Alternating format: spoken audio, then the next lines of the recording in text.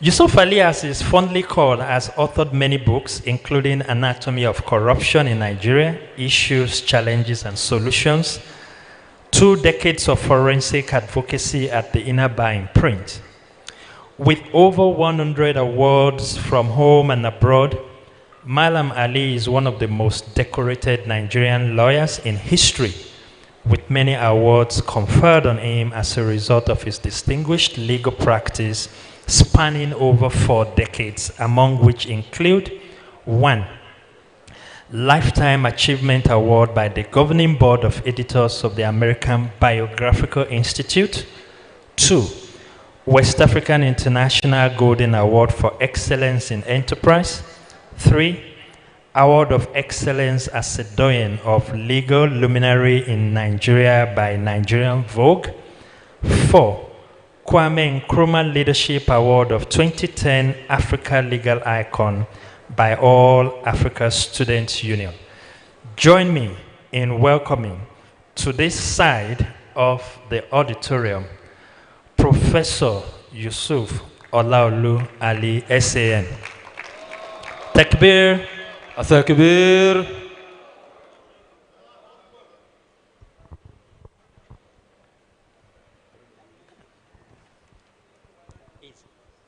أعوذ بالله السميع العليم بسم الله الرحمن الرحيم رب اشرح لي صدري ويسر لي أمري واحلل عقدة من لساني يفقهوا قولي. Brothers and sisters in Islam, Assalamu alaikum wa rahmatullahi wa barakatuhu. Wa alaikum salam wa rahmatullahi wa barakatuh. I greet in a very special way the chairman of this occasion. I don't know whether it was coincidence or an ambush.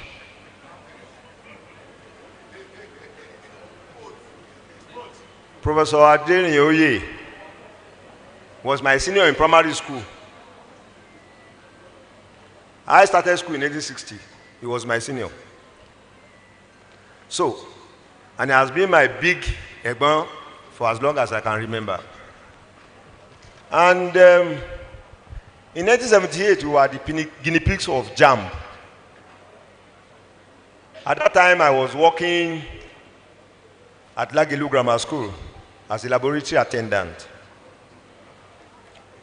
And it was important that JAMB form was being was out.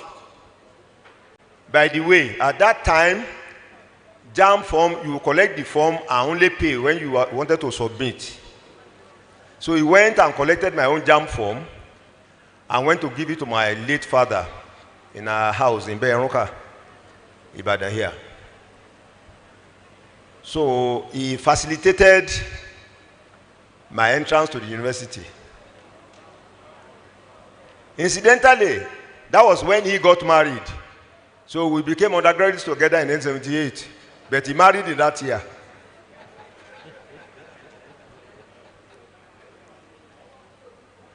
The organizers of this very important event, when I came in and I saw 15th annual conference,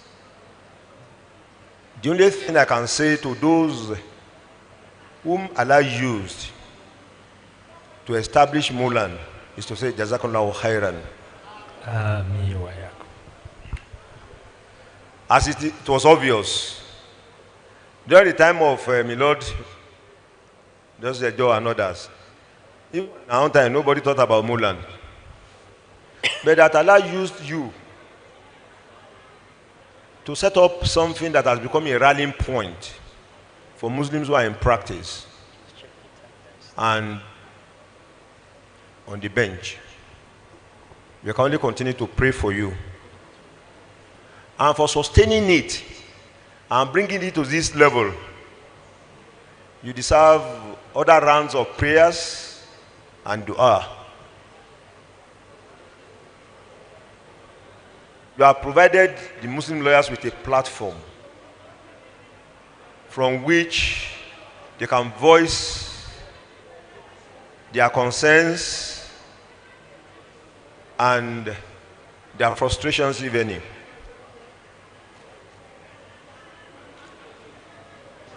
When people are hungry, you can't do much about it. The noise is coming from that place where people are eating actually. Now, when I got this invitation, I got confused because I was not being asked to come and deliver anything. I took the first impression that you people just wanted to display me like a mannequin. That you just place me in the center there and people will start to look at me. That was what I thought was expected. But when I got here, I know there is no free lunch anywhere.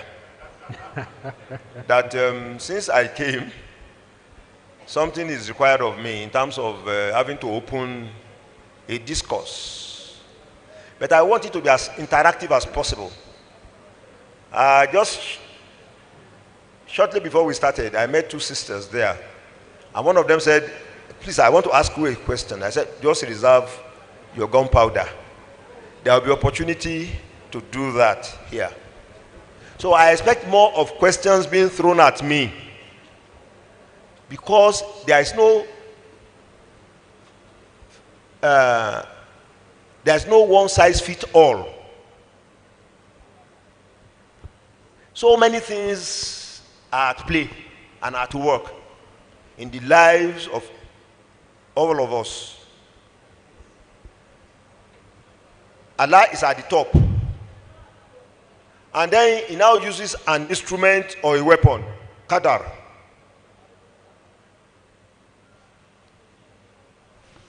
And that is why anybody who tells you his or her own story, things that lead to successes with some people lead to failures with others. And that is the thing about life. Things that others will say and people will start to dance. Some will say the same thing and people will start to run.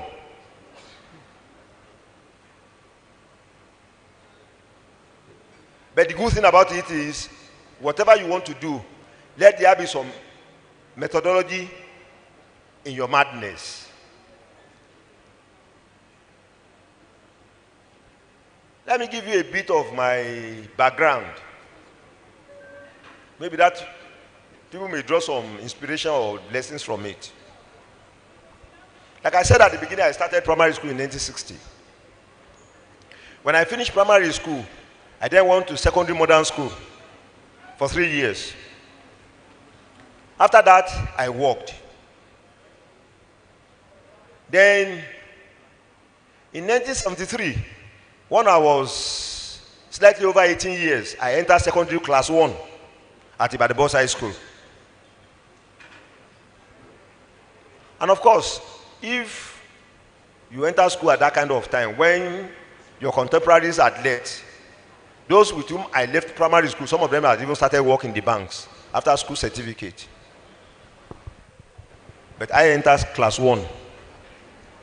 I went through for 5 years, finished secondary school, I also worked. Initially, I was a clerical officer with the old Oyo State Ministry of Finance. And I was posted to Igbora, where I was a clerical tax officer. And then from there, early 78, I came and started. Initially, I came to Lagelu Grammar School. I was teaching chemistry and biology. After about 2 months, I said, look, this one is not going to allow me to go to any school anymore, except I don't want to be serious in life. So I now said, look, I want to be a lab attendant. And I became the laboratory attendant for physics and chemistry laboratories in Lagelu Grammar School. Alaji Lasun would remember immediately Lagelu. Because not every person in Ibadan even knows Lagelu, that's the problem. You discover now. So it was while I was there that I initially gained admission to the Ibadan Polytechnic to read mass communications. I did that for about 2 months. And then got admission to the University of Ife. The time I got to Ife in 1978, many people of my ages were leaving the university. One thing I can tell you Because all the things I thought were disadvantages in terms of starting this late, starting that late, became advantages going forward in my life.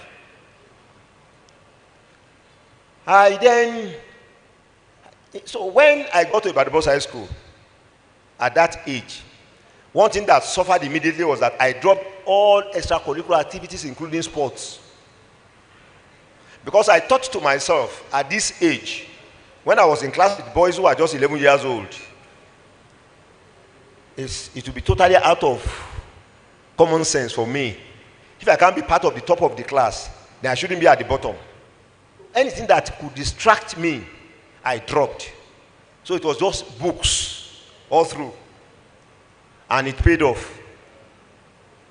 Right from my class 3 in Ibadan High School, I started to represent the school in debates and quiz all over Western State, all over Old Oyo State. Because I had that maturity. And because if you attended modern school of those days, you understand English language will not be your problem in secondary school. So, I left Ibadan High School. Like I said, went to Ife. At Ife, it was the same. The only distraction, quote and unquote, in Ife was I became a very strong member. That's why actually I established the Muslim Student Society of Nigeria in Ibadan High School in 1975. So when I got to Ife, I just carried on. So that was the only distraction, quote and unquote, in Ife, MSS. In MSS, I rose to the penultimate position of being national president. I was vice president of MSS. Now, and let me tell you, brothers and sisters, it was at that point that I knew that if you allow yourself for the service of Allah, He will pay. Allah doesn't cheat. Wallah, He doesn't. He will pay you manifold, as He has promised. And I'm happy some of the brothers, one great asset that we all got from MSS was that it made us to be very selfless, very committed, very focused, very, very honest and upright.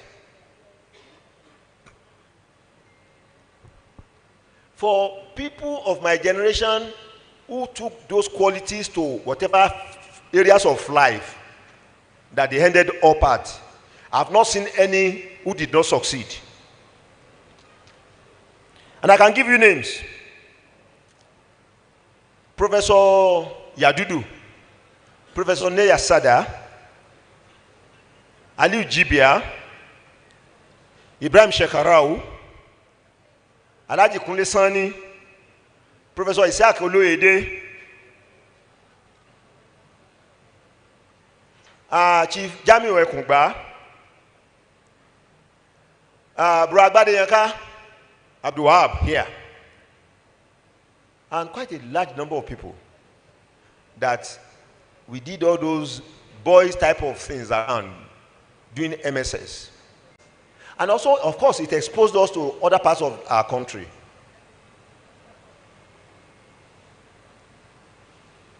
I remember UIMSS had a bus. If I had a bus, Unilag had one. I think Unilorin, no, not at that point. And in those buses, we traversed this country. We'll go, if for example we're going to Zaria, all the other brothers and sisters will converge in Ilorin. All of us. And usually our takeoff time from Ilorin to Zaria it will be 12 midnight. One of us will be driving the bus. Usually I normally do, because I like driving. By the way, when I was much younger, I wanted to be a motor boy. That was one of the attractions. So, now, we'll drive down to Zaria all night. Nigeria was a better place then. The only fear of traveling at night at that time from at least going north was the fear of breakdown motor. If there was no vehicle that broke down and you ran into it, but that somebody will block your way, somebody will take your money. No, that nobody ever thought about that. And we welcomed the former minister. He was one of the boys in those days. So, now, that was what we were doing. Now, when eventually I was called to the bar, some of the dynamics changed. We were still in MSS, but we became tangential members because we were no more in school, but we were taking part in activities. It will interest some of you to know that NASFAT was the brainchild of people in MSS. NASFAT. Most of the latter organizations that came were founded by people who took part in MSS in one form or the other. Now, coming to the business we do. Yes, I was called to Dubai in 1983. And while in school, I begged Allah for two things, for either of two things professionally. That I should either go back to class to do and teach, or I will do what I'm doing now. But one interesting thing is that I then made up my mind that if I had to go back to go and teach, that I will not get married for 10 years. That I will finish PhD, become a professor, then get married. That was the ambition. But that did not happen. I don't want to go into history about that.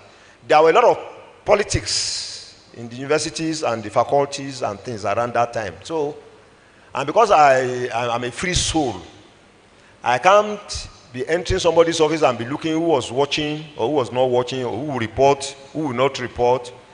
I just left that side. So, came into practice.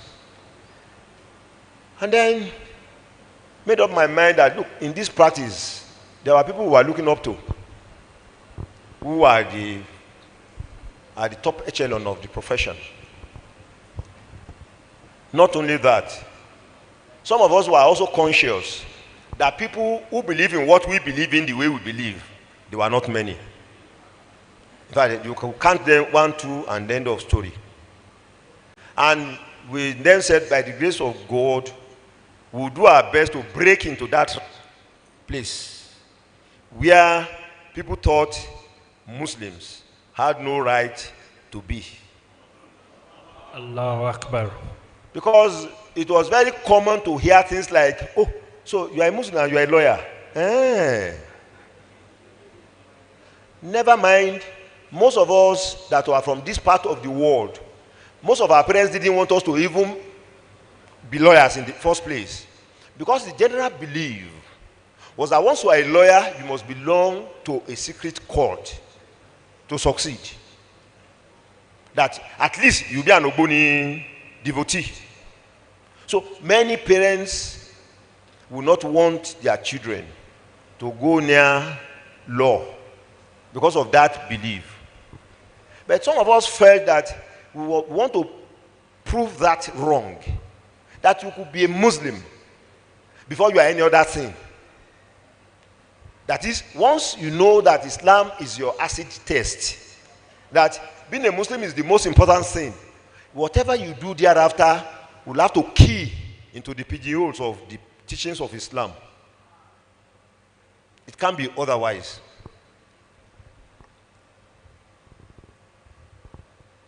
Success. That's a very nebulous word. Absolutely nebulous. And I'm saying so advisedly. Have some of us succeeded? Wallahi, I don't know. Because there are so many things that go with either success or failure. But I do know that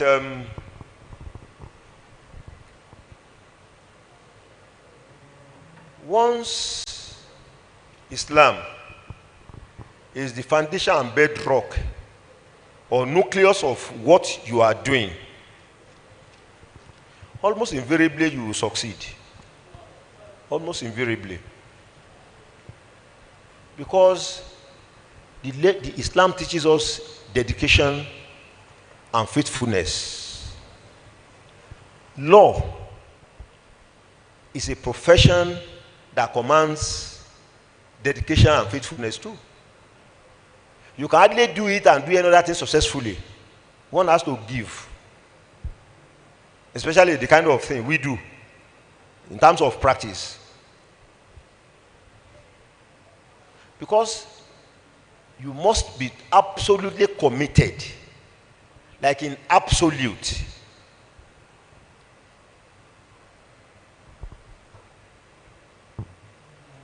When I joined the law firm of Aderinoye MULAN Co. in 1983,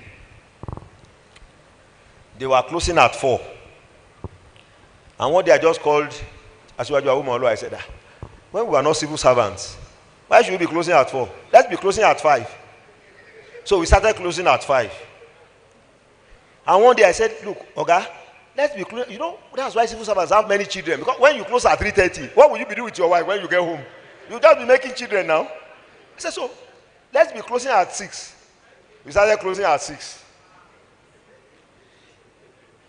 After a few more years, I said, let's be closing at 7. We started closing at 7. Then, I think about 5 years into our relationship, or 6 years, I said, okay, why not 8 o'clock? He said, that is will kill me. So, but I started closing at 8 p.m. Later, I extended to 9 p.m. And I have witnesses here. And then, about 25 years ago, or thereabout, almost 30 years now, I started going to work every day, including Sundays. And I still do it till today, Sunday.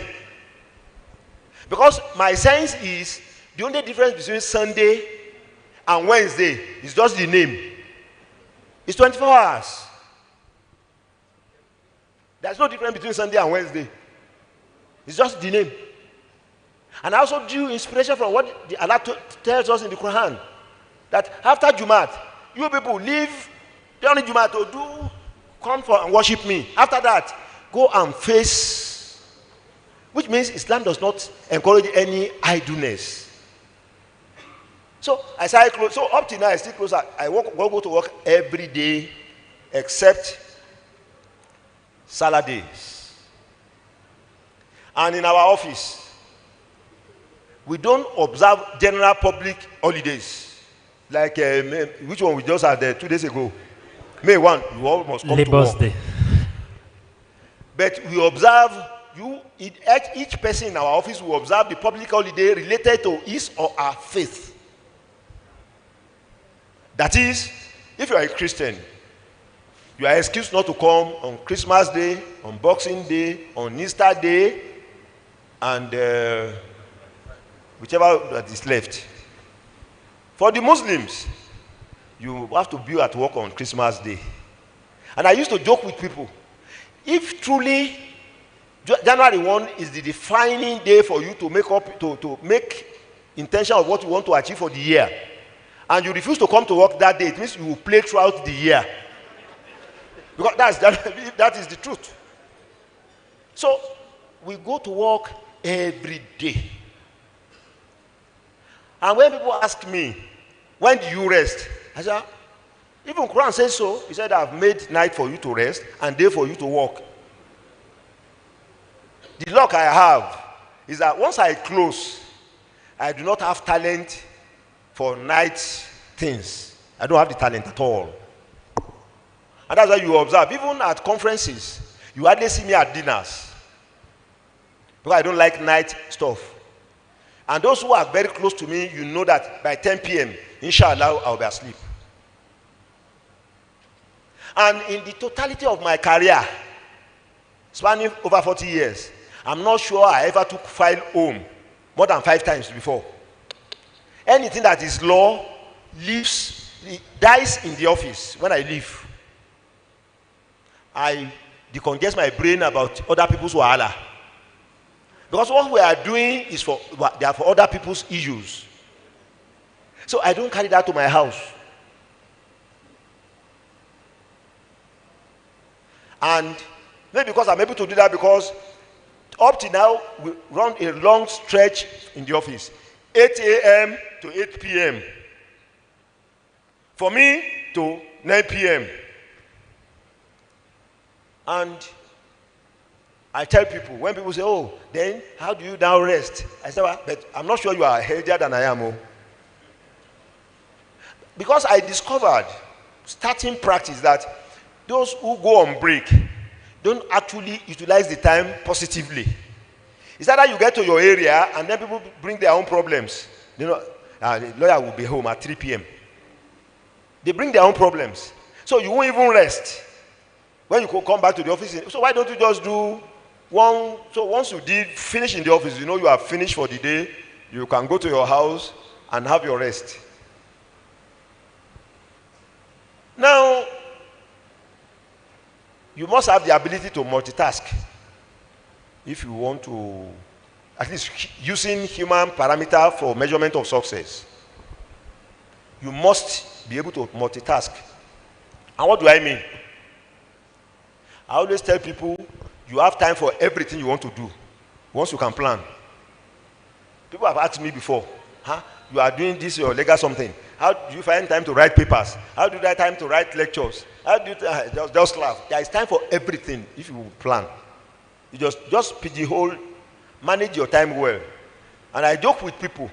I said, look, if you sleep for an average of 8 hours a day and you are 60 years old, you have slept for 20 years of your life. 20 years. So you want to ask yourself, the balance of 40 years, what have you achieved with it? And I'm sorry to say this, those who are close to me know me. I'm not sure I've watched any movie in the last 35 years. Any movie, anyone at all, in the last 35 years. Even when I travel long haul inside the aircraft, if you see me put on the something in my compartment in the aircraft, I'll be looking at the route, the movement of the aircraft. Where are we? How soon are we getting there? That's the maximum. Because my attention span to watch things on the screen is very, very short. Very, very short. I'm not sure I can look at the screen for more than 3 minutes before I take my eyes off it. So there is no point wasting time and resources watching Netflix and Hollywood. Now,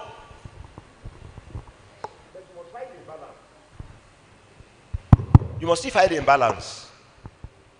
With me, priority is Islam.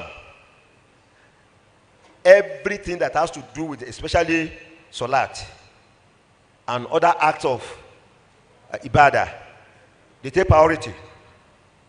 And it's not something I developed yesterday, no. It had always been with me. I recall vividly that at least from 1972, I've been observing my 5 daily prayers without break. At least from 1972.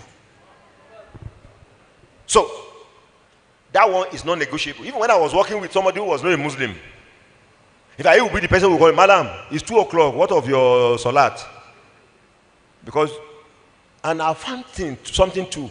Working with those who are not Muslims is the easiest thing to do for a serious Muslim. Once they know that you are committed to what you are doing, they respect you for it. It is then when you are you are a fringist, that you are not sure, they are not sure whether what you are doing, then they start to query you. That's my experience. So, for me, I believe that once we can find a balance between the mundane things we do, our service to Allah, then now, once I didn't go back to the academia. I never thought for a day I would be described as a professor anywhere, because I've left that one and I was involved in something else. But how did that come about? Like I said, I have some little ability to write articles and things, write in journals, get them published. But I was just doing all those things out of just, I believe that I could do them. Then in 1998, Professor Oluide, never mind, it's only at former places I call him by that. I just call him by his first name. The way I will call Honorable Yusuf. Once we are together, we are all on Berefu, as it were. Now, then said, look, you this boy. I mean, sometimes we address ourselves, you this boy. Why don't you come and teach in the university? Because of course, he's one of the closest persons to me, because himself, our two families lived in the same house for 10 years, unbroken. In fact, we have all our children in the same place. So, I said, well, teach. That was how I became an adjunct lecturer at the University of Ibadan Faculty of Law. So, I will go teach, go away, do this, do that. Then, sometime last year, I was quietly in my office. Then, this Professor Femi Abifani, happened to be one of my juniors at some point. I'd not seen him for years until that time. He just walked into my office. One lady was tagging along with him. I got to know later that she's the head of the Department of Jurisprudence and International Law in FOIA. And then Femi said, sir, we are having our first annual inaugural faculty lecture. And my mind says, you must be the person to deliver it. I said, but I was quite busy. He said, yes, he knew. So after a lot of back and forth, over a period of time, we agreed on the time, we settled on the topic, and I said, okay, that I will come. The Vice Chancellor of FOIA, Sunday Fashino. By the way, I became the Pro-Chancellor and Chairman of Governing Council of Osun State University in 2016. And one of the first tasks we did was to appoint a Vice Chancellor. We then appointed Professor Labode Popola. Labode Popola, incidentally, was a classmate with Sunday Fashino. They attended UI, they read a Greek, the two of them. So while I was still Pro-Chancellor, Professor Fashino used to come to Osun when we had convocation, public lectures, and things. And so he would greet me normally. I would greet him. I didn't even advert my mind that he became Vice Chancellor in FOIA. So when I got to FOIA on the day of the lecture, Femi now said, Augusta, we have to go and greet the Vice Chancellor in his office. And I was joking. I said, look, we didn't come to greet the Vice Chancellor. You said I should come and deliver lecture. Let's go to the hall. I said, no, sir. I said, okay, let's go. Immediately, the Vice Chancellor saw me. Egbon, how are you? Very respectful, greeted me well.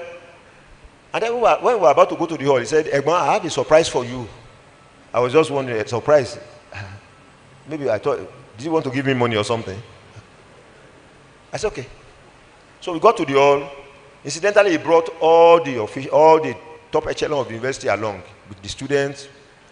I delivered the lecture, and in his response, he now said, well, that immediately he had been looking for opportunity. He never knew how to attack me properly. That when they told him I was coming to deliver this lecture, he was to travel actually, that he suspended all. He called an emergency meeting of Senate, and that he was going to tell me that they have appointed me as a professor of practice in FOIA. And he called the registrar who gave me the letter. And it becomes the case of FCIArb Robikuma Tokazbad. I said, look, this is buy one, take one for free. Because Oh, if I had gone to the academia, that would have been the ultimate, isn't it? But since I didn't go, I never thought about it for a second in my life until that day when it happened. Now, for me, that is also symptomatic of one thing, that once you're on a path and you believe in it and it is positive, trod on. Don't give up. Yes, talking about writing little things. Yes, anybody who knows me know I'm very passionate about this issue of corruption in this society, because I believe that corruption brought us to where we are in terms of negative things in our country. So that was why I think in 2014, 2015, I just said, look, let's do something about this corruption thing. And that was how the idea of the anatomy of corruption in Nigeria, issues, challenges, and solutions came about. And then I also thought people encourage you that, look, whatever you think you have talent for, try to do it.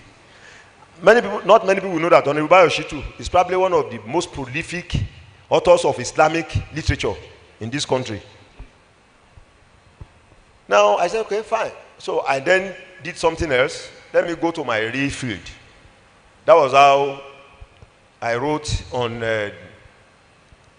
the jurisprudence of the Supreme Court of Nigeria and the jurisprudence of right to fair hearing in Nigeria. And then I collaborated with a younger colleague. We also wrote public-private partnership, a notebook called Stakeholders. And inshallah, if Allah accepts our prayers, there is an oncoming book on corruption, but on a larger scale, that covers the whole of Africa. Inshallah, before the end of this year, it should be out. You all know at that time. What am I saying is that there's a cliche I used to say when I was president of MSS in NIFE in 1980.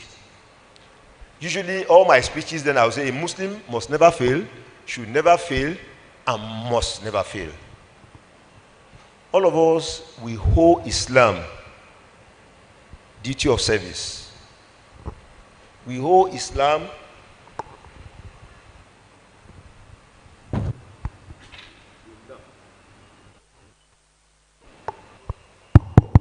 because we may not know it. All of us there, if we are not Muslims, we probably will not even achieve what we have achieved. Because Allah has his own purpose.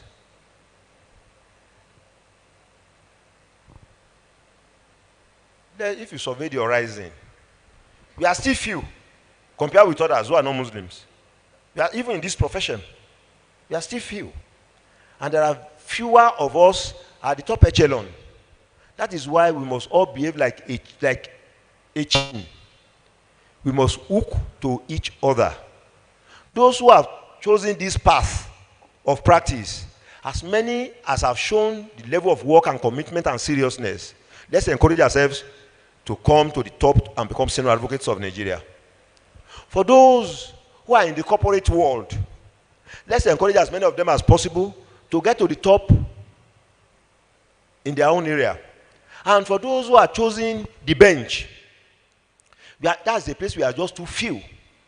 Let's also encourage ourselves to encourage as many of them, those who are in the positions to talk to A or B or X concerning our own people. As long as we know that the person, whoever we are supporting, is upright, because that, for me, is non-negotiable. The fact that you are a Muslim but you are corrupt, please, it's a no-go area. And those who are close to me know me. I challenge people. You are a judge, and I heard something. I'll come and tell you. Because look, that's the duty I owe you, especially if you are a Muslim. And if you are not, I will still tell you, because you are undoing our own work. Because a corrupt judge is the worst enemy of legal practitioners. Because they shortchange us. Because if people outside there know that once they give money to somebody, they don't need to pay a lawyer, where do we live? So even for enlightening self-interest. So we want to also encourage our brothers and sisters who are on the bench. Please, let's be knowing, so because one exercise is going on now for Court of Appeal. That's a place we don't have enough people. Even Supreme Court now. So let's keep a tab on our professional progression and be our brothers' keepers.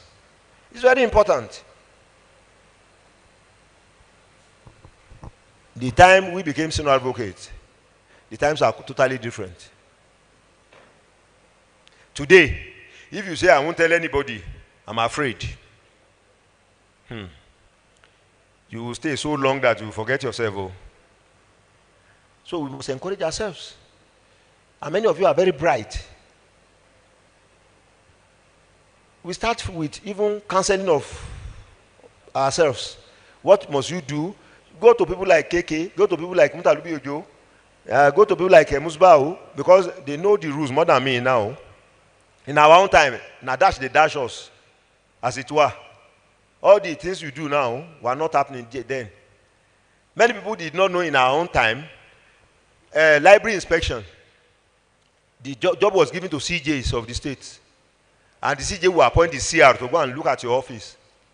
That's not what you do today. Today now, they come and inspect your toilet, inspect your tables, and you see whether there are cockroaches. Now, serious business. Oh. So please, I'm volunteering people like KK Eleja SCN, Mutalubi Ojo SCN, Musba Adetum FCN, and others to please go to them because they know the rules more than people like Alaji Sanusi and I.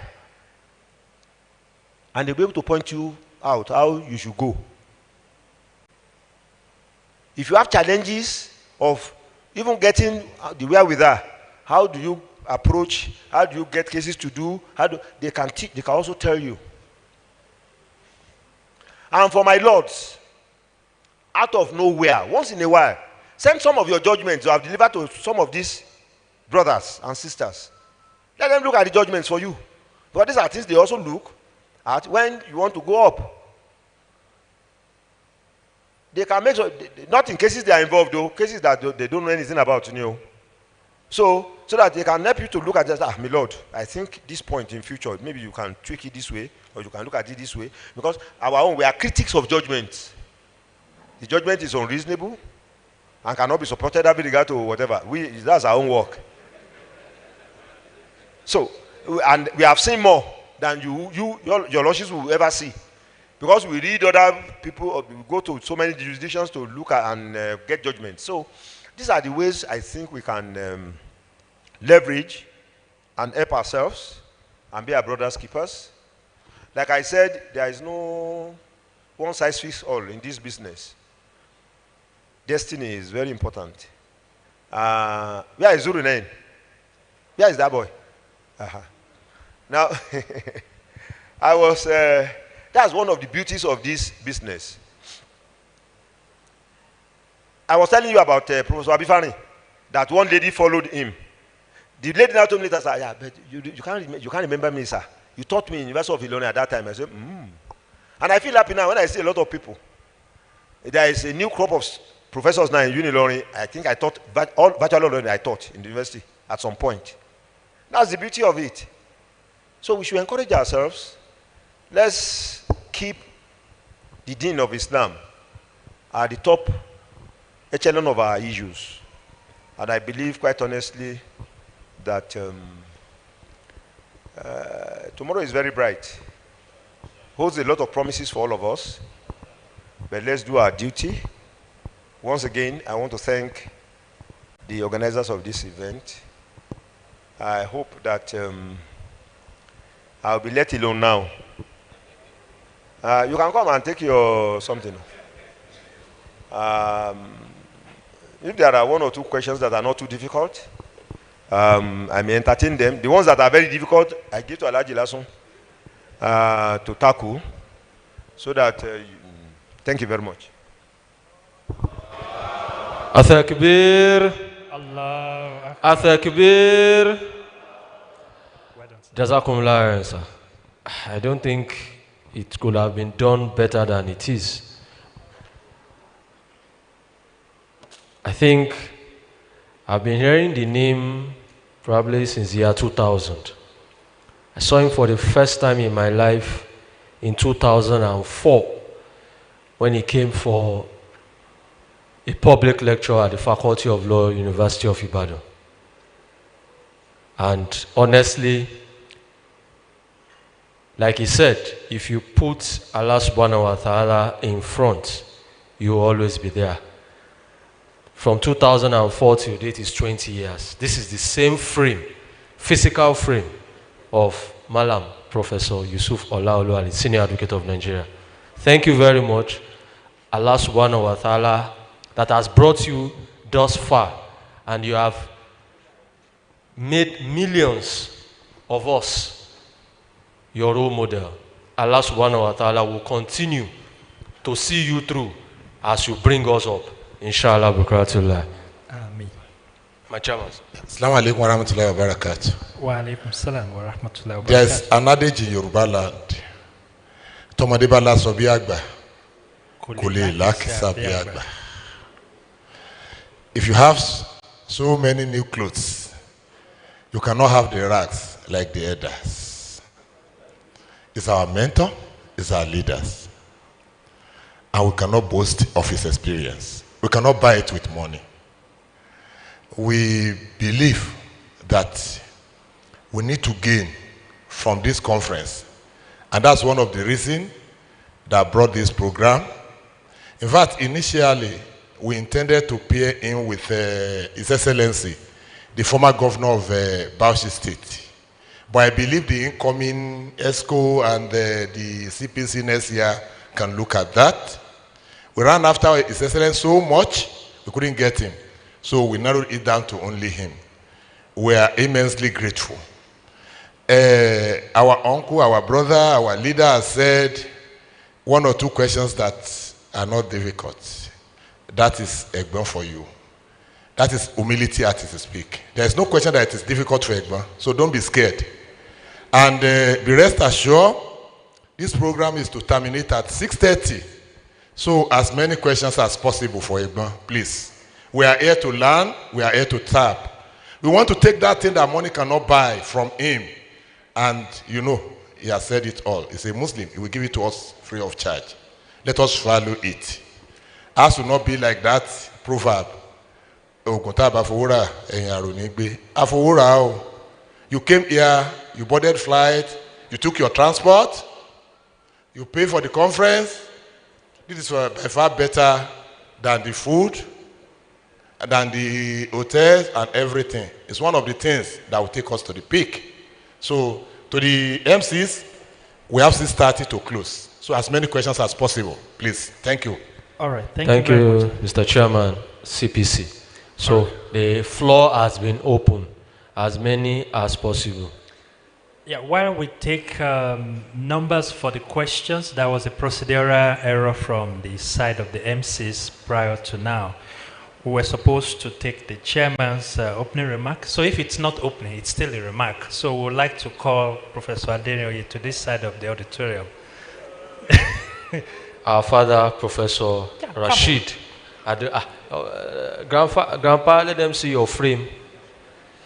You are still under 17, sir. Your physical frame of almost 50 years now. Thank you. Ojo, how are you?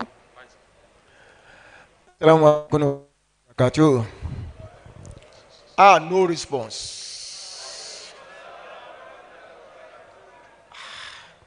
You see, this is one of those issues that I always face when I'm in a Muslim community group.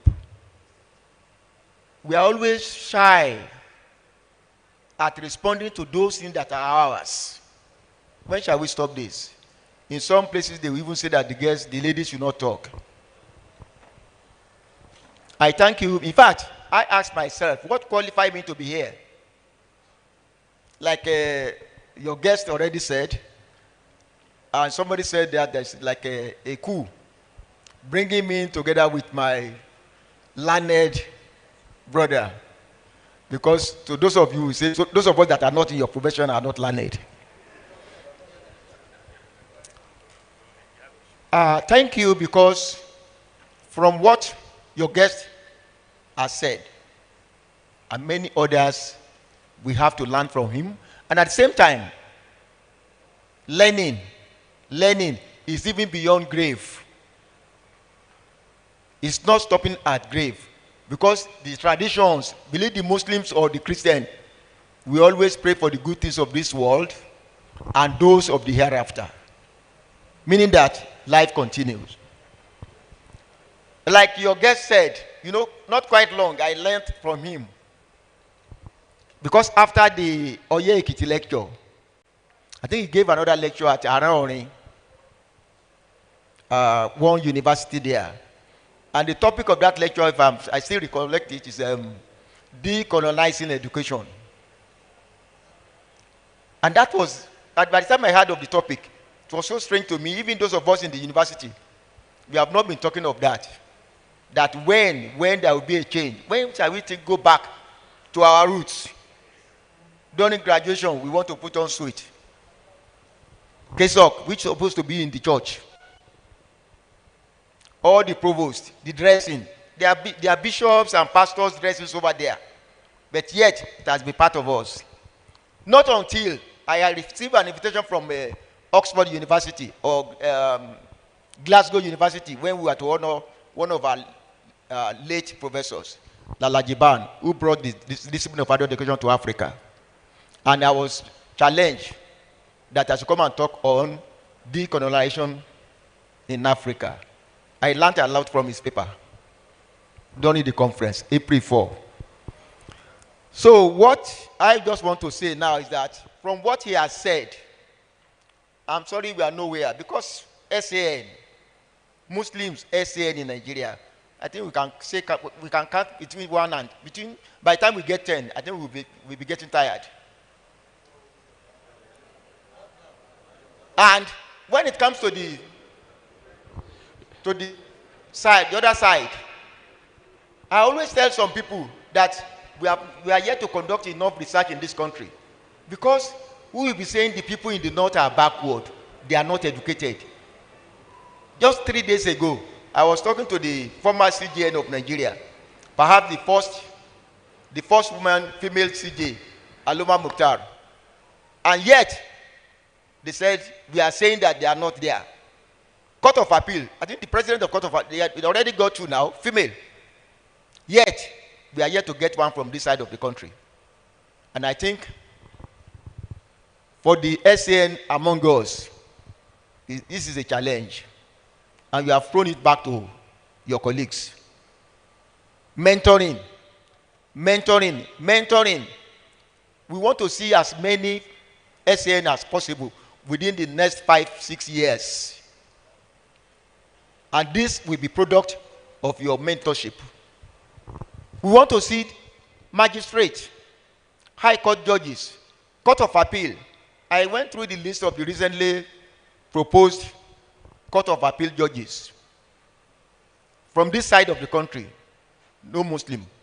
If I'm not counting Kwara, because I know one of our daughters in Kwara happened to be on the list. And another Muslim from Kogi, Ayola, I don't know, and Tanwa in Ilorin.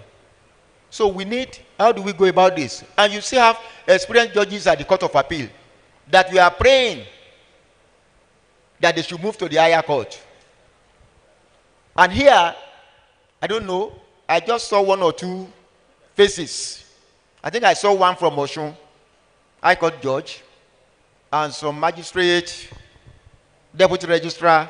Where are others? Because it's a learning ground. He said there should be a kind of mentoring, even from the SAN to those at the bench. Read through the judgment and be able to see what he can do. I've never believed that lawyers and judges are not intellectuals, because they work till late night in preparing their judges. And lawyers, to go there to go and defend whatever they want to defend, they have to work. Even when you are not at work in the office in the night, your boys are working somewhere. So I want to say that I'm pleading I'm pleading that those of you that have been there for years, because one thing I'm always embarrassed, look at my friend, Aburomi. I have an Aburo here now, even though he was a minister.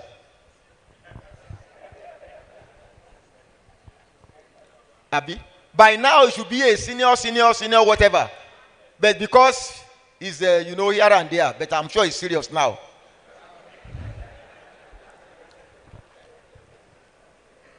And those young ones, I've challenged one of our boys here. He's more than 15 years in this something. He's here to become an SAN. What is he doing?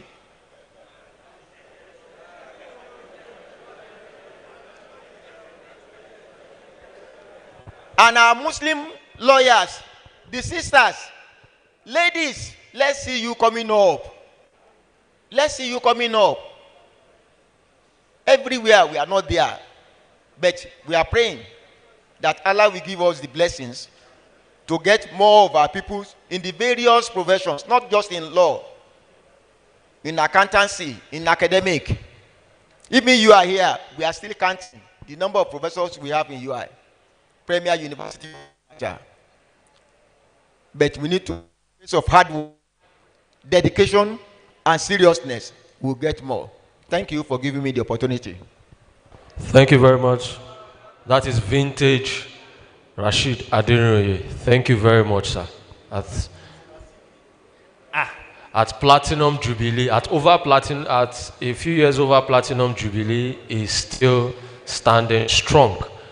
We'll go straight to questions and answers. And 2, 3. Well, they said we can have a barrage of questions. So 4, 5. Ibrahim 1, people 6, is taking them. 7. Wow. We have up to 6:30 to wrap up, so I'm going to start from here. Well, Mr. Chairman,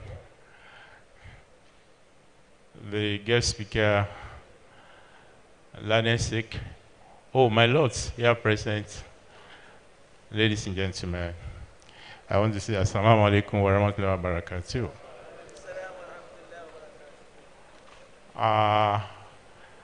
One or two things about Malam Ali. The first one is that I think about a year ago now, we were in Ife when he gave a lecture too.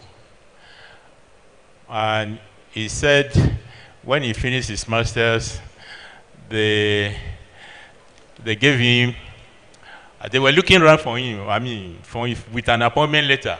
He said, what is he going to do with the lecturer, this thing? Because his result was the best in his class then. Nobody knew that he was going to become a professor, even without getting a letter of appointment as a junior lecturer. Congratulations. The other thing I want to say is that it may not be completely right that the MULAN thing started 15 years ago. I'm sure Alhaji Sanusi is there. He will tell you that before the national thing, we started in Ibadan here, we were doing it. In fact, long before I even went to the bench. And I thank God that MULAN is growing from strength to strength. May Allah continue to bless those people who are championing the cause of MULAN. Our reason then was that we wanted to propagate Islam. We want you to be a proud Muslim, whether as a Muslim, whether as a lady or as a gentleman. And we did our best. At the Secretariat in Ibadan there, I think we used to hold our meeting either the last or first Friday of the month then. And part of what qualified me to be appointed as a member of Board of Trustees, I was not there, I wasn't present, I think it was in Sanfara or something, somebody just, and I was scared, I was shocked, because I had left the bar for the bench then. So that is it. But one important thing that Malam Ali brought out in his lecture, which I want us to to take home is that hard work pays. He has said it that he doesn't know Saturday or Sunday, and he has said that although he's a Muslim, he still goes to work on Friday. In any case, maybe he will prefer his case to be adjourned for Friday, so that there won't be many other. At least I know one other lawyer in Ibadan here, I won't mention his name, who doesn't know Friday or Saturday or Sunday. And his boss, Chief Awumolo, used to complain that this man, instead of going to church on Sunday, he will go to his chambers. And that is it. The important thing is that hard work really pays. And that as Muslims, please, anywhere we find ourselves, let us distinguish ourselves by working hard, by being honest, by being committed to any assignment we are given. And I pray Almighty Allah will help us. Finally, I want to publicly thank Malam Yusuf Ali, because, as he said, he has no time for anything. But I compelled him to attend my valedictory course session. And he was there. And although he was complaining that he was leaving, I said, no, you cannot leave, because here we have a galaxy of judges who will make order against you, and you'll not be able to leave. Malam, I pray Almighty Allah will continue to honor you. I thank you for that big honor. And I pray Almighty Allah will honor each and every one of us. Let us continue to honor Almighty Allah by doing what is right. By doing what is right, by representing Islam very well. Because Islam is Allah's religion. May Allah help us. Thank you very much. Thank you very much, sir. Kabir. My lords, distinguished senior advocates of Nigeria, distinguished colleagues, Assalamu alaikum.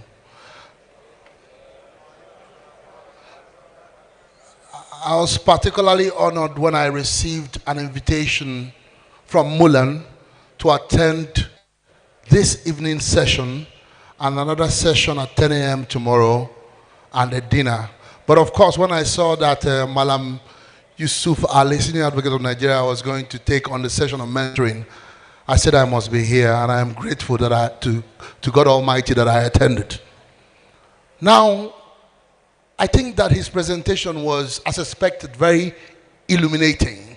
So I'll make a brief commentary on my own thoughts before then posing a question to Malam. I have been having conversations with people in this room and beyond about a particular issue that I find very concerning.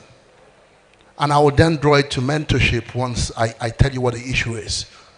I've asked a number of people whether or how many of them have had time to go through the Rules of Professional Conduct 2023. And I've asked over 1,000 lawyers, and only one has said to me, I have gone through it. When I was practicing in England, when the Legal Practitioners Act was being reviewed by Sir David Clementi and his team over a period of 2 years, since I got involved then, we read all the green paper, the white paper, we followed everything, we made contributions. First, we have a Rules of Professional Conduct. Many people don't even know there's a new one there. I can't remember any consultation around it.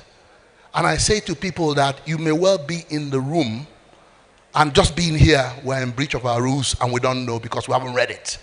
I think that this profession is dying, if not dead. Because if you don't know the rules that regulate you, then there's a problem. Now, as chairman of the Board of Institute of Continuing Legal Education, the president of the MBA has asked me oftentimes to organize trainings on ethics. And I tell you, there are things you cannot teach a man from the lectern. There are things that a man must know from experience, from relating, from nuances, from picking up, from being in the environment. A man called, and this is the final before the question, a man called Chief Chris Ogubanjo. When he died, a lot of you would have read tributes about him. But what you found in common among those who went through him was that they've gone on to build some of the most successful law firms in Nigeria. They've gone on to build firms that have 100 people, all sorts of practices. And all of them attributed it from what they learned working with that man. I read Bengo Yebode's tribute, and he said, I never met the man, but he was a role model. I read everything about him, I studied him, and mirrored my career around him. Let us take my question to you is this. Who and what is it that inspired you the most in your career and taught you the things that you know the most? First question. Second question. The absence of a well-structured post-education qualification regime in Nigeria, is it something that is sustainable for the future sustainability of the legal profession? Just before I drop the mic, I'll just want to say to the young lawyers in this room and the women who are returning to work after a period of break, maybe due to childbirth or other family engagements, that the MBA Institute of Continuing Legal Education has a mentorship scheme that has over 700 people already in it, and we're encouraging other people to join. It is a poor substitute for a proper pupillage system with competency framework and good regime, but at least it is there to make up the gap. Thank you very much, and God bless you all. Thank you, Mr. Tobena Erojigwe. All right, I'm switching to this side of the hall to take 2 questions, and if there are no more than 2, I'm coming back to this side. Okay, just 1 question.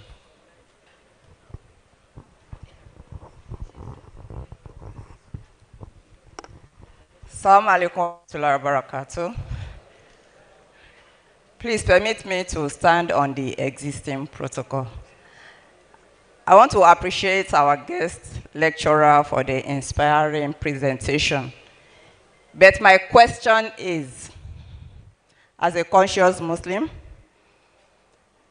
how were you able to strike a balance between pursuing your career and your family life, especially at the formative stage of your children? Thank you. Thank you very much. That's question 3. Assalamu alaikum. I want to still stand on the existing protocol. Presently, it is the belief that elevation to the rank of Senior Advocate of Nigeria and to the bench are a matter of sponsorship. Not what you know again, but whom you know. A situation whereby who sponsors you is the question. What is the way out for people of nobody? That one get us a bill. Powerful question. My name is Musoddik Adelisani from Lagos branch of MULAN. I stand also on the existing protocol. With respect to the learned and professor, one of our major problems in this country is corruption. I repeat, one of our major problems in this country is corruption. You have spoken on corruption. What can you do to assist this country? For example, we have the issue of Yaya Bello now, 80 billion naira of our money. After some time, the politician will still put it, will not hear anything. What can you and other senior advocates to do to assist us to see that this fight is fought to the last conclusion, to assist and to stop other corrupt leaders in this nation? Assalamu alaikum. I'll take 1 more question if you permit me. Okay. Assalamu alaikum wa rahmatullahi wa barakatuh. Mine is not a question, but just to confirm some things said by the learned student advocate. I happened to join him his chambers in 1999. And I was with him for 17 years before going to the bench. When I got my letter of appointment, before I joined him, I was a cocoa businessman. I do cocoa business, export, timber, and there is a lot of money. So when I now collected my letter of appointment, 8 a.m. to 8 p.m., no break, no jam, no leave. You don't go on leave, oh? Yes. When he started, and I said, Oga, you said something there. Oh. You said you only don't go to work on Saturdays. I said it's a lie. Oh. While I was with him, I've once celebrated Salah in Ilorin. Immediately he slaughtered his ram. He left for the office. And I reminded him, he said he has stopped that one. That he is not doing that one again. Because that time, Salah day, Oga will be there. And good thing is that 7:30 a.m., he will open the office. He is the janitor. 8:39, when we all leave office, we go home, you will leave him there. Sunday is always there. Well, we try to emulate him, but it's not as easy. It's not as easy. You know, we have to. He left so many extracurricular activities, which are a little bit difficult for us that time to leave. But all the same, you have no choice. Because if you have a principal, he's always in the office. So what will you be doing? And he will see you. Because he will visit your office one after the other and see what you are doing there. And hard work, it pays. So please, gentlemen, just look at it from that angle. If you have nothing doing in the house, go to your office. He said something to us that time, that things might happen on Sunday. They will say, we are looking for a lawyer. How will we get them? Somebody will tell them, say, we know of a lawyer that goes to office on Sunday, and they will look for you. Thank you very much. Yeah, thank you very much. Since we have slot for one more question, I promised to call him. Apologies, my brother. Assalamu alaikum wa rahmatullahi wa barakatuh. Yes, I want to also stand on the existing protocol, and I want to greatly appreciate the distinguished guest speaker for the very inspiring mentorship lecture. My question is just very brief. While the distinguished guest speaker was speaking, I was able to pick several things, and one of those things that the distinguished guest speaker spoke about was the wherewithal. The wherewithal. We all know that one of the great impediments to the legal system, the structure of the legal system that we have today, is the delay in the administration of justice. And the delay in the administration of justice is a topic that has been talked about greatly, but in reality, we hardly see any changes. I want to ask the distinguished guest speaker that looking at the delay in the administration of justice, and we know as businessmen in this profession that it affects us mostly, especially when one wants to climb that top echelon, that how can it be looked about with a possible solution so that as much as people do have the interest to climb up, the delay in the administration of justice would not serve as the impediment. That is just my question. Thank you. Ibrahim one. Would you like to take two? So please, can you take this person? He was running from. You want 2 more questions? 2 more. Oh, okay. 2 more questions. You and then the hand that I saw over there. Okay, don't worry. We're coming to you.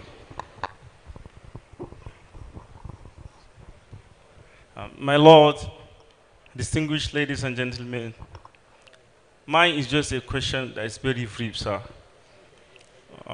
During your presentation, sir, you have said a lot of things The one I pick much and I have interest is where you stated that you don't have time, you always in work, daily. You don't even have Saturday and Sunday whatsoever. My question, sir, is I want you to tell me the secret of why you are still looking very young, sir, with all this stress, sir, so that I will follow the steps, sir. Thank you very much, sir. Thank you very much. I'm coming over to you. Last question.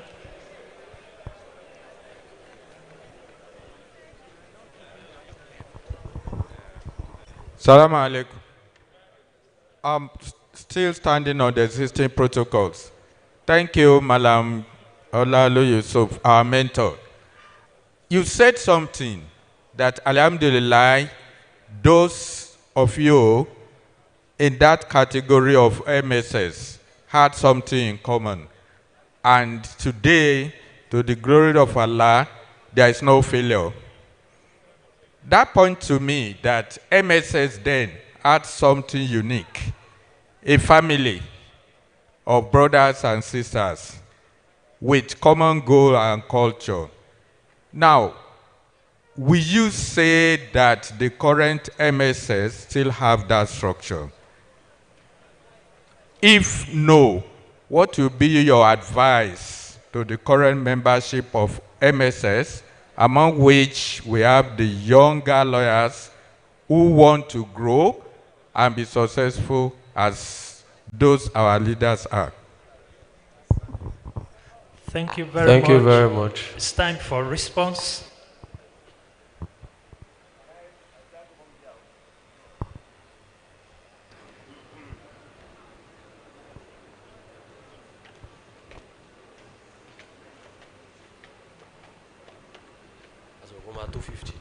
Let me start from the bottom.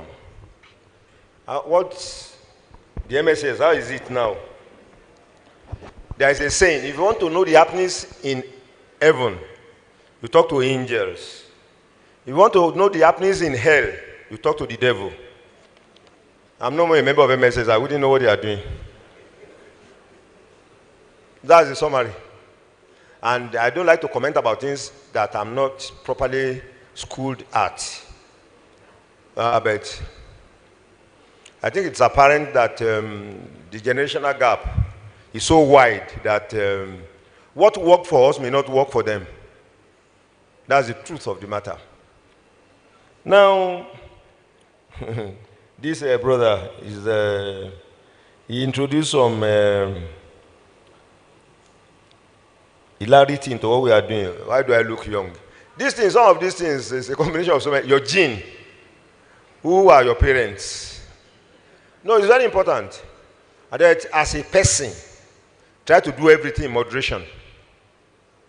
I think that is the trick. Do everything in moderation. Because if you drink too much water too, you run into trouble. Not talk of colored water of any type.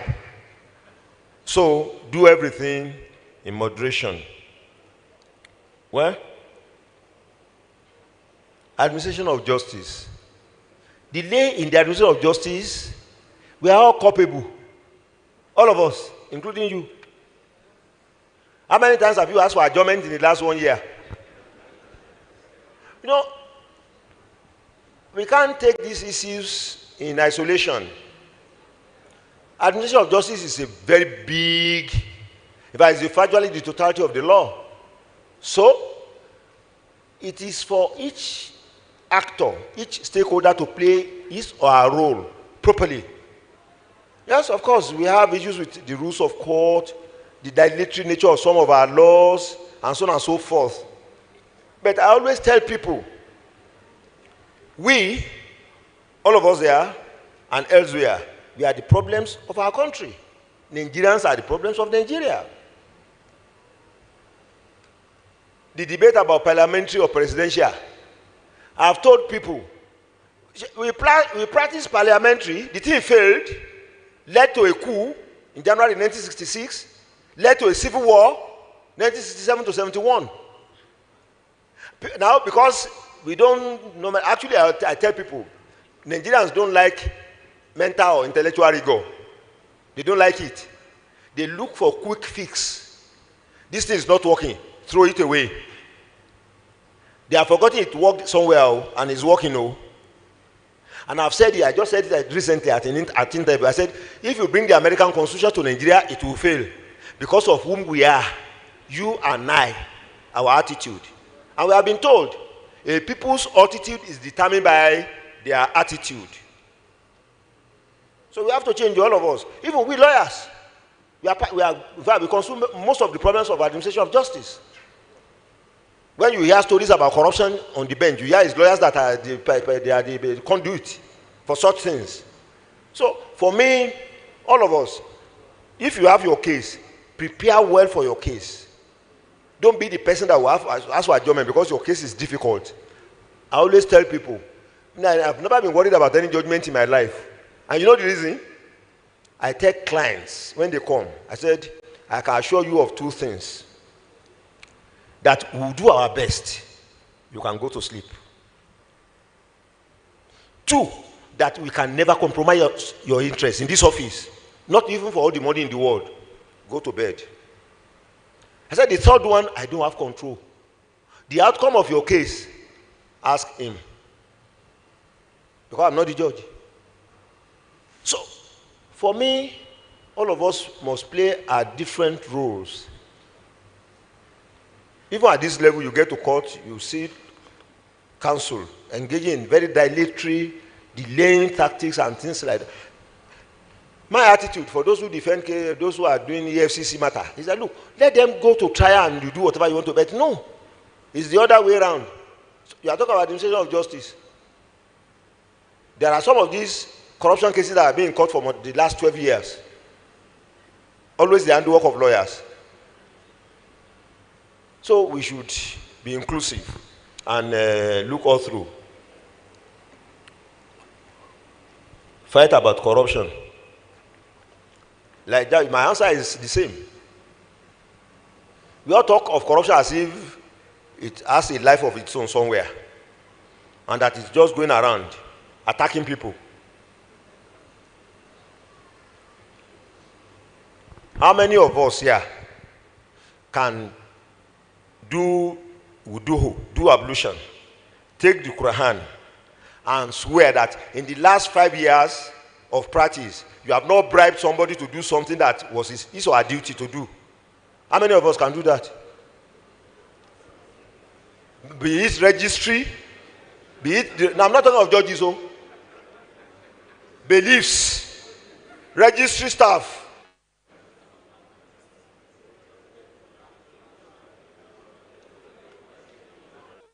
Now,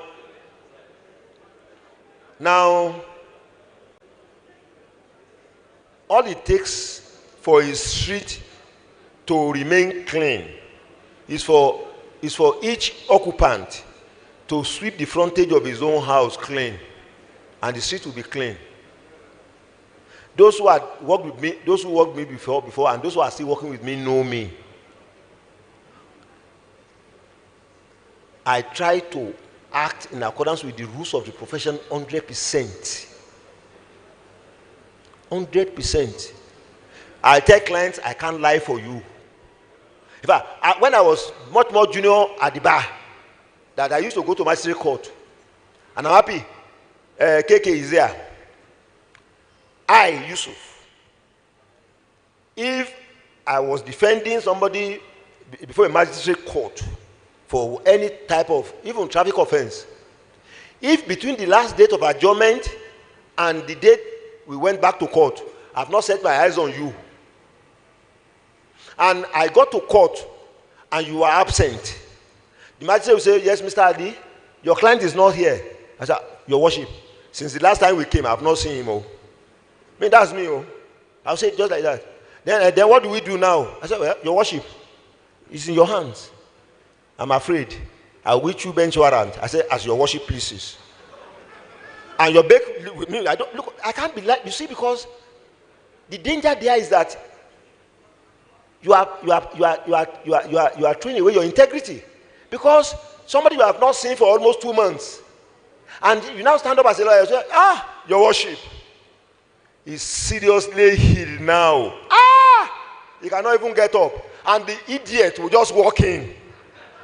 What happens to your own reputation?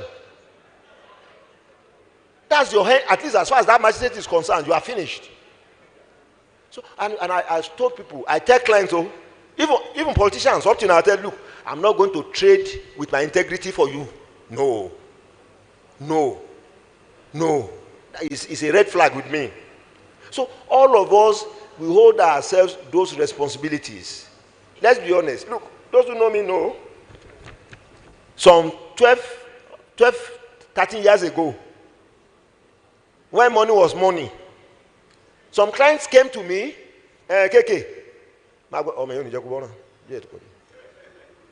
some clients came to me in Abuja. They wanted me to go and do something in the Supreme Court. And they told me that don't worry, we all trust you.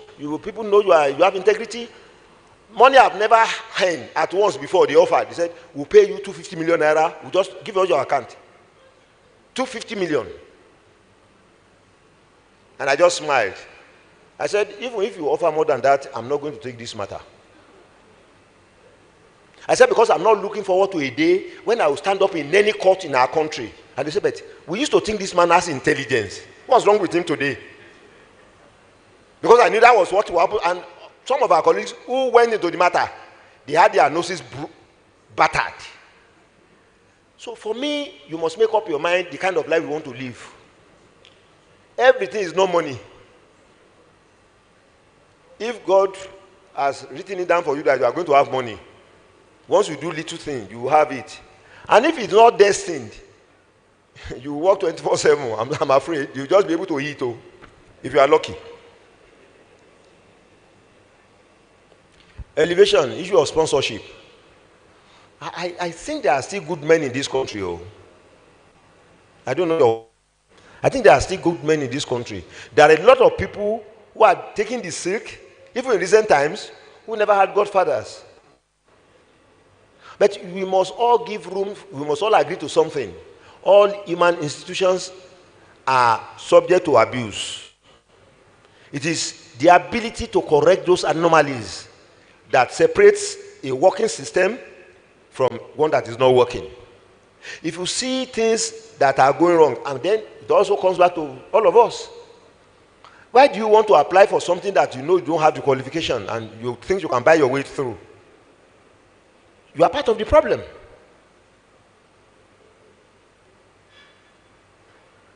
In fact, I used to tell my colleagues, those who are close, I said, some of us are lucky.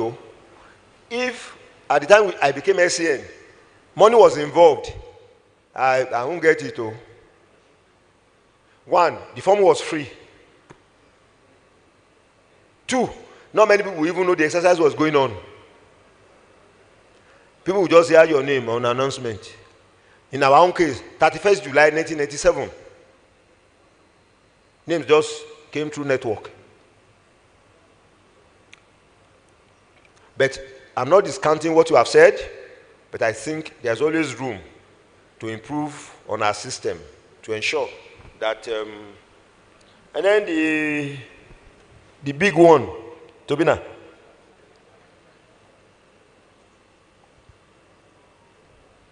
Or before you, balance between work and professional. It's not difficult, I've told you. Yes, growing up, for me, I took a personal decision. I knew I was going to this thing full blast. May God bless the soul of my wife. I called her, I said, woman, are we going to have children?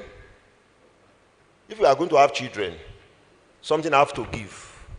Let's have an agreement. She trained as a nurse. She has BSc in nursing. She was a registered nurse, registered midwife. And I said, come, let's decide. I can't be running around and then you'll be running around and then we now bring children who will become problems for all of us. So we agreed that, okay, she will be doing something that will not take too much demand of our time so that she could look after the children if we had them. And I can tell you 150% the thing worked very well for us. Before she passed, Incidentally, it's 20 years this year that she passed. The last of the children at that time was in SS1 or SS3 or something, SS1. Those who are close to my family, they will tell you that Allah has been very kind to us about those children. I can say that their mother brought them up very, very well. And much to her credit, because I wasn't around most of the time. So the balance I was able to create was that, look, somebody was present to look. And let me also tell you this, in spite of my being busy, until the children grew and they left the house, we had this culture. Whenever I was around and they were back from school or wherever, all of us, including all those other nieces, cousins who are living with us, we had the culture of eating together in one big tray. The food, either amala or rice, will be put inside a big tray, and we all sit around it and we'll be eating. So that bond was there. Because I never liked the culture, this Onyibo culture of eating like if we are all lepers. You know, lepers eat alone. You give the leper his own plate. You must not touch somebody's plate. That's the way we live now. You all live like lepers. I never liked that idea. But of course, the children are all grown, they've gone. So, but those who know me know till tomorrow that I like eating with people. I don't like to eat alone. Even up till now, I don't like to eat alone. So, you create bond through that kind of method. Now, let me go to Bina. You are very correct. You see, if it is rules of professional ethics, lawyers don't read. That's even something. What do we actually read? When I was the chairman and editor-in-chief of the Nigerian Bar Journal, the Nigerian Bar Journal had been dead for almost 15 years. But when Onola Dekwekun became president, he called me and said, please, can you, and we resuscitated the thing. In 2 years, we produced 8 editions of the Nigerian Bar Journal. Now, you have water there or something?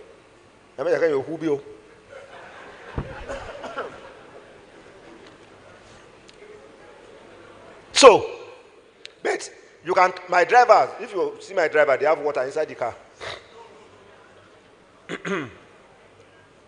Now, that is why some of us are advocating that rules of professional ethics should not be a subject for the law school. It should be a subject from 100 level in the university. It should be. Because in the law school, people just cram the thing. They don't understand what you are talking about. And I was privileged to serve as a member of the Legal Practitioners Disciplinary Committee for 6 years. And you know that our members are totally at war with the rules of professional ethics. But we are even talking of professional ethics. How are we as individuals in terms of our morals? If somebody has no morals, you don't talk about ethics. So, is it not so, Tobina? I'm telling you, if you have no morals, you can't be talking of ethics. That's in this part of the world, they'll tell you that a man who punches one of his eyes in anger, you can't blame him if he breaks the keg of your palm wine or whatever. So it's very important. I think there should be proper ethical issues, reorientation around us. When I get to court, usually, any court, I say, gentlemen, good morning, everybody. Gentlemen, good morning. Some will not even answer you. In fact, most will not answer you because they are dealing with their phones. And then they will come in. You know, in some of these courts, they put the causes list in front of this table of the senior advocates. And they just come and be filling the forms there. They won't greet you. But some of us have made up our minds that whatever ills we find, we correct. Let me give you an extreme example. I was in the Supreme Court one day, and one of my colleagues in my office in Abuja followed me to court. And I've been warning him before. I said, this is your dress. You will be disgraced one day. Oh. He didn't listen. So that day we got to Supreme Court, and I was announcing appearances of counsel who are appearing with me. And then I omitted his name. And the presiding justice said, Mr. Ali, what of... I said, oh, he's here, but he's not properly dressed. That's why I'm not announcing him. Oh, that is me for you. So, for me, when I see lawyers, look, I was in one FCTI court yesterday in Abuja. One lawyer came in, he was looking at it. I said, come, didn't you see us there? Even leave law, African tradition, don't you greet elders? So let's correct these things. I mean, you don't just keep quiet. Even to the bench. I've been in court after 15 minutes, after 9. Please, where is his lordship? He's in chair. Go and tell her Yusuf Ali is in this court. So it's very important that we do these things right. So I think your committee can continue to do more. I think we should be able to tweak with a lot of things going forward to ensure that rules of professional ethics takes its pride of place. I don't see any reason why we should not be devoting a whole session to rules of professional at our national conferences. There is no athlete we should not be doing so, because it is undoing our profession. So I want to thank Honorable Justice Dejo Akambi for his kind words. He's no more here, but I'm sure the message will be related to him. Once again, I thank the organizers most immensely. I remain very grateful. Thank you very much.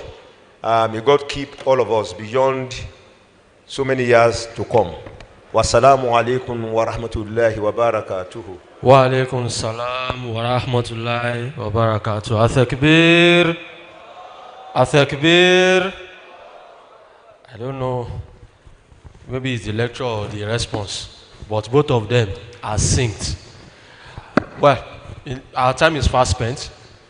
The next thing is to presentation of our award to our guest speaker, and to do us the honor, we call on our father, our patron, Alhaji Lasusan, the Senior Advocate of Nigeria, to do us the honors of presenting this token to a legend that will forever tap from his wealth and tank of wisdom. Thank you very much, sir.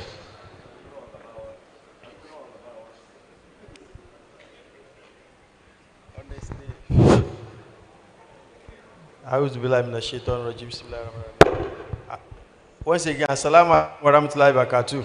Wa alaikum salam wa rahmatullahi wa barakatuh. Before I perform the assignment given to me, I too want to give you an assignment, including the guest lecturer.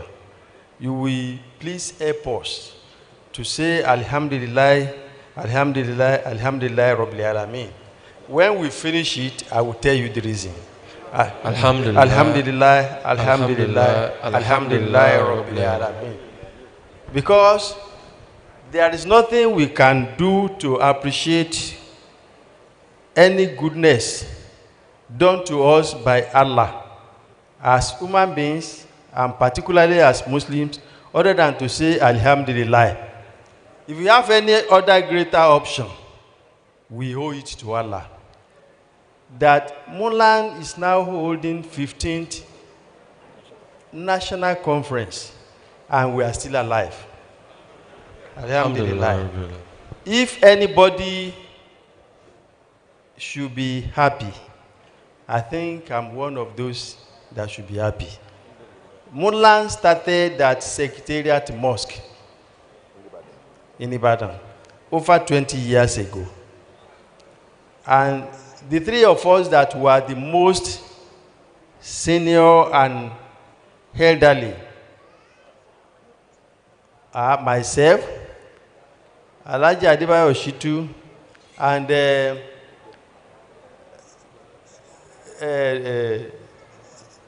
Dejo Akambi, Honorable Justice Dejo Akambi, including H.F. Sule, who was a retired Solicitor General in Oyo State Ministry of Justice. Indeed, it is an error to regard me as the first chairman. H.F. Sule was the very first chairman. He did it for about 6 months, if I'm not wrong. The only honor I had was that when I took over from him, I did it for 6 years before I was permitted to vacate. I didn't want to stay that long. It was after that, and including now retired Justice Aderinoye, Justice Aderinoye, he was my assistant throughout my tenure until he became a judge. I think we have vacated office before he became a judge of the Osun State High Court.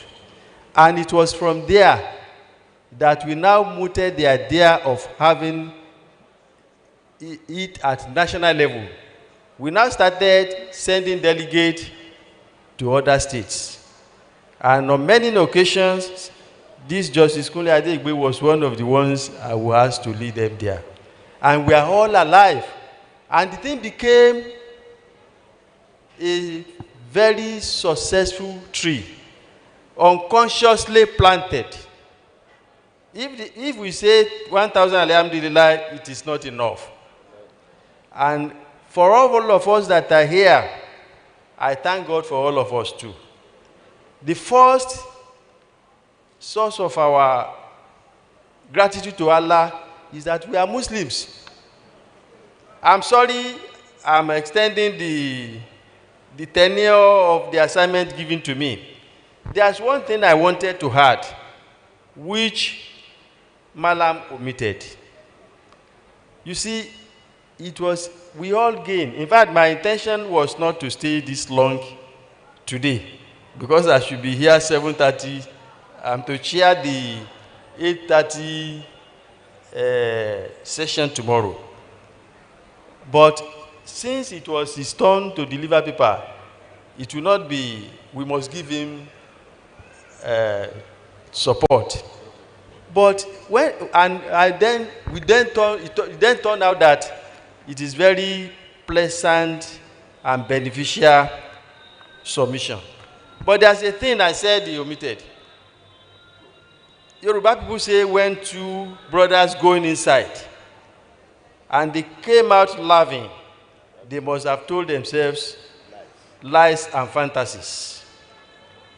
If they told themselves the bitter truth, one will frown, but others will laugh. The other will laugh, or perhaps the two of them will frown while coming out. We Muslims, we have duty and obligation to mentor ourselves to get to the top. Because we are in minority in all facets of national life. If you are talking about legal profession alone, or in the judiciary or SAN or whatever, we are just making understatement. But one, how many of us are truly Muslims? I know of some of us, they will say, remove my Muslim name. Don't let them know that I'm a Muslim. Others are those who want to climb ladder on the platform of Islam only to jettison Islam. There was a time, that was perhaps maybe 2010, when Honorable Justice Aderinoye was the Chief Judge. I was invited. They wanted to swear in some magistrates. When they were calling these names, I think I was particularly compelled to go, because Justice Aderinoye of the Supreme Court, one of his children was there. And you know how close he was with Justice Elo Arasi. And you know my closeness with Justice Arasi, we had to go. Now, they appointed about 14 magistrates. And could you believe it? That out of these 14, they created very dubious impression that they were appointing about 7 or 8 Muslims. But I was shocked when these Muslims' names were being called and they were being sworn by with the Bible. They will use Muslim names. When they get there, they will now show their true color. We should not be afraid to show our religion. We should be proud to be Muslims, because it's the only thing you can do, and you are guaranteed success here and hereafter. Then don't be a disgrace to the fold of Islam. In whatever position we find ourselves, those are the bitter truths we need to tell ourselves. The last question, Professor Ali and SCN, the mentor, answered. My adjustment to that answer, the gentleman who said, you don't have somebody, you don't be this, you don't be... No! I don't agree. That is also an evidence of absence of faith. Allah said, if the old human beings on the surface of the earth, let them even wake up those who are dead. And they combine and they say, so, the son of so, we want to do him a favor. If Allah do not agree, they are wasting their time. And if they say they want to do him havoc, if Allah does not agree, they are wasting their time. Repose your confidence in Allah and make sure you have right quality. Your enemy will work for you, if Allah is ready, inshallah. My dear brother, it is my pleasure and honor to present to you, on behalf of Muslim Lawyers Association of Nigeria, MULAN, this plaque in appreciation of your distinguished role as erudite speaker. Thank you. As erudite speaker, thank you. And in recognition of the esteemed contributions towards the success of this 2024 Ibadan Annual General Conference of the Muslim Lawyers Association of Nigeria. And we really appreciate it, and we wish you more grace to elbow. We pray for your long life, continuous good health, and success in all ramifications. Barakallahu fi. Amin ya Allah. Athakbir. Athakbir. Thank you. We thank our Father for that words of wisdom. Quickly, closely followed is the presentation of award to our chairman of today's session, and to do us the honors to present the award is the former Minister of Communications, Alhaji Rashid, to present Professor Rashid Aderinoye his award as a token of appreciation for being the chairman. Prof.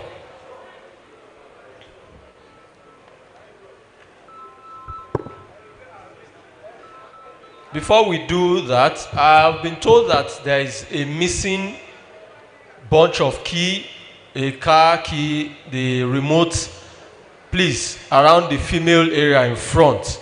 Please, if that key is found, please, can you help locate it? The owner is looking frantically for it. Thank you very much. Bismillahirrahmanirrahim. On behalf of the Muslim Lawyers Association of Nigeria, MULAN, it is my pleasure to present to my brother, Professor Rashid Aderinoye, this plaque in recognition of him towards the success of this year's annual general conference of MULAN. You are most welcome. Congratulations. Thank you very much, sir. Athakbir, Jazakumullah khair. Thank you very much. We have come to the end. Alhamdulillah, we are grateful to Allah subhanahu wa ta'ala. And to do us the honors of the closing prayer, we call on the Vice Chairman of Muslim Lawyers Association of Nigeria, MULAN, Borno State, Abdul Wahab Aliyu. Assalamu alaikum wa rahmatullahi wa barakatuh. Wa alaikum salam. Kindly note that the dinner will be in the central mosque, the hall where we used yesterday. The first program will be here tomorrow and breakfast will be here tomorrow. We appreciate all of you and we say thank you. Where we have not done it well, kindly forgive us. Tomorrow, we still try to struggle and do it better. Let all of us endure. Thank you so much and welcome. Thank you very much. The key has been found. It has been found. The owner can come for it. The key has been found. I was told that the key is meant for someone in the judiciary. The staff of the judiciary. The key has been found. Thank you. Mr. Vice Chairman. Sallu ala Nabi Kareem. Sallallahu alayhi wa sallam. نحمد تعالى ونصلي على من لا نبي بعد أدى الأمانة بلغ الرسالة ونهى الظلم وجاد فيه لا حق جاد ولا علي وصحبه أجمعين. We ask Allah subhanahu wa ta'ala to bless this gathering, to bless what we've heard, and to give us the ability to put it into practice and dispense it, inshallah. Subhana rabbaka rabbil izzati amma yasifun wa salamu alal mursalin walhamdulillahi rabbil alamin. Thank you very much. Jazakumullah. Athakbir. Alhamdulillah, alhamdulillah, Rabbi Alamin. We have come to the end of day 2. Tomorrow is day 3, which is the formal opening.